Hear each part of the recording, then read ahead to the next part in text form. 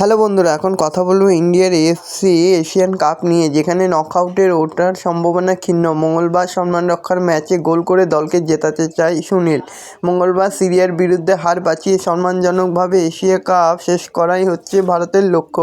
অধিনায়ক সুনীল ছেত্রী বলেছেন, এই ম্যাচটা আমাদেরকে জিততে হবে এবং গোলও করতে হবে। তো বন্ধুরা, এরকমই সব ফুটবলের খবর জানতে হলে আমার চ্যানেলটিকে অতি শীঘ্রই লাইক, কমেন্ট, সাবস্ক্রাইব করতে ভুলো না এবং বন্ধুদের মধ্যেও প্রচুর পরিমাণে শেয়ার করতে ভুলো না।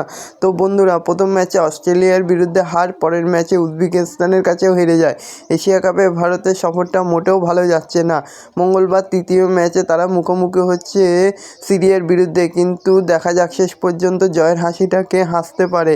এই ম্যাচটা জিতলে নকআউটে ওঠার সম্ভাবনা খুবই ক্ষীণ, তবুও শেষ লড়াইটা লড়তে চায় সুনীল ছেত্রী এবং ম্যাচ জিততে এবং নিজেও গোল করতে চায়। তো দেখা যাক শেষ পর্যন্ত কী হয়। ধন্যবাদ সবাইকে।